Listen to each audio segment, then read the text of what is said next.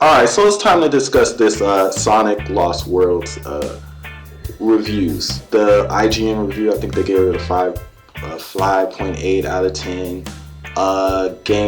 GameSpot gave it a 5 out of 10.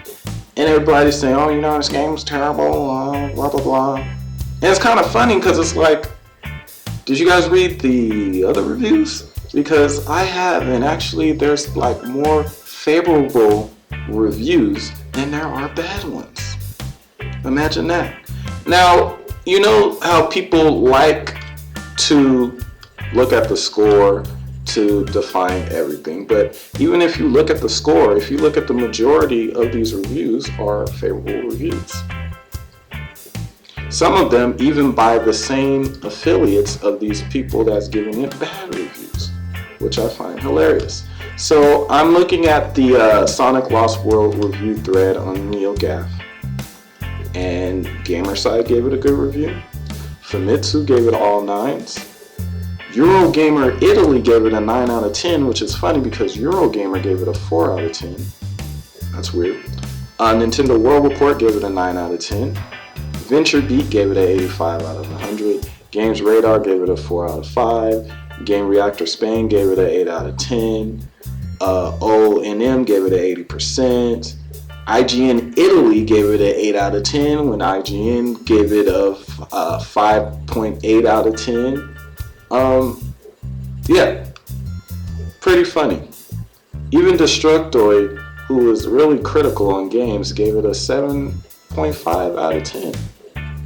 And it's funny that people just look at the score, because if you actually, watch the reviews, read the reviews of the game like I have, you'll come to an understanding that this game is receiving mixed reviews because people have different opinions. Now, even at this, with this Destructoid 7.5 out of 10, it says, Sonic Lost World can wildly swing from brilliant to horrific at the drop of a hat. But when one steps back and takes a look at the whole production, one sees far more to love than hate. So, sounds like the game isn't perfect, but the good parts are really good. Now, going back to the IGN and GameSpot review. Now, the thing that's funny about those reviews is you need to watch the video reviews, because the things that some of them are complaining about contradicts themselves within their own video review. For example, IGN, on their written review and on their video review, they state that they had problems with the controls and that Sonic was too slow.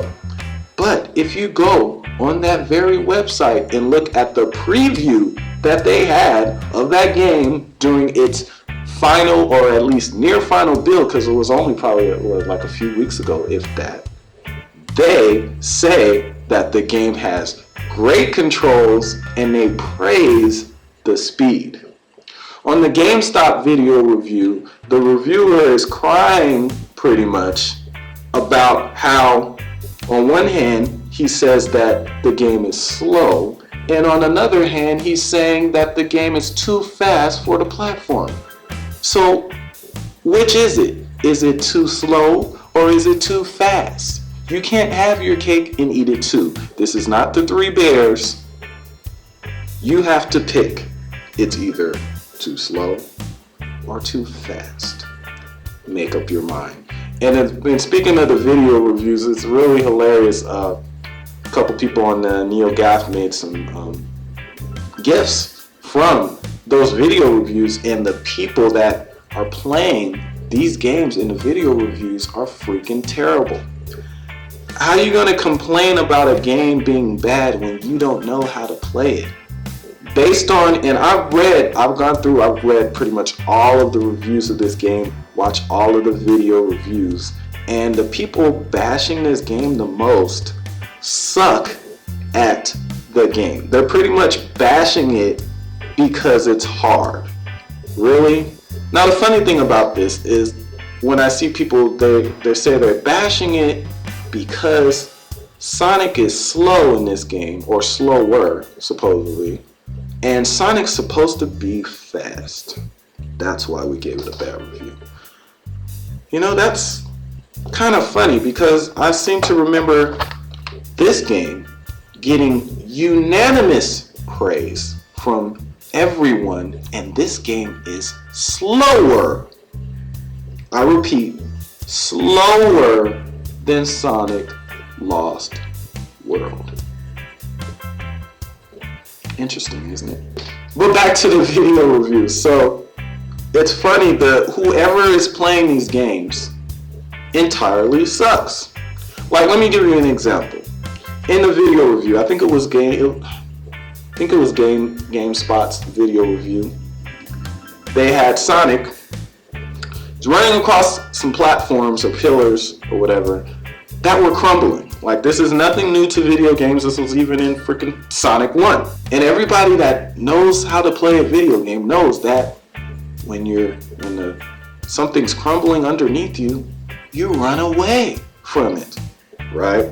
So in this footage of this reviewer bashing this game, talking about how the controls were bad and the level design was bad, Sonic's running across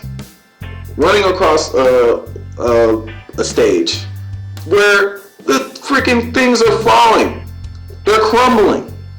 So his brain tells him, his superior reviewer brain tells him, hey, it's crumbling. Let's go backwards and fall on the ground.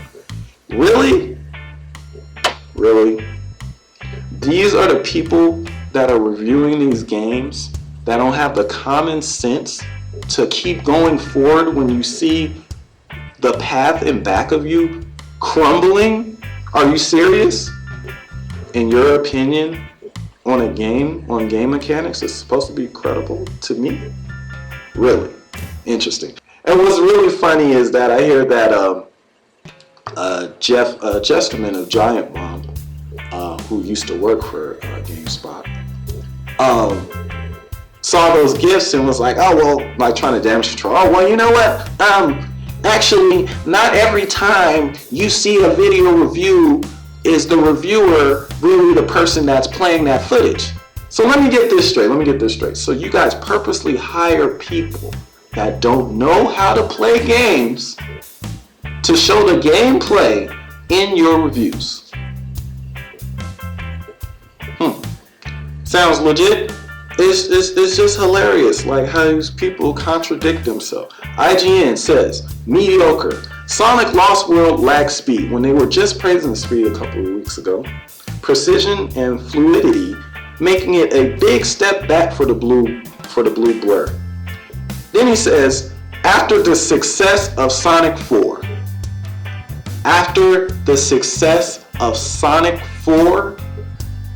Sonic 4 was terrible. You mean the game that had worse physics than Sonic 1?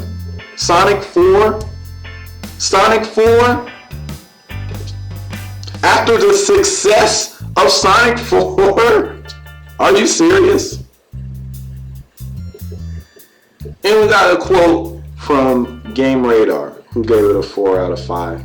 They say, when laid out like this, it would appear that this is yet another Sonic game full of problems and frustrations. But that really isn't the case. Fact is, the majority of levels in Sonic Lost World are an absolute joy to play. Several of them easily as good as the best that Mario Galaxy has to offer.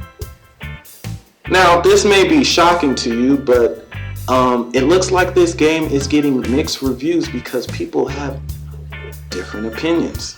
You may have to, I know this is shocking, but you may have to actually play this game yourself to see if you like it. Who'da thunk it?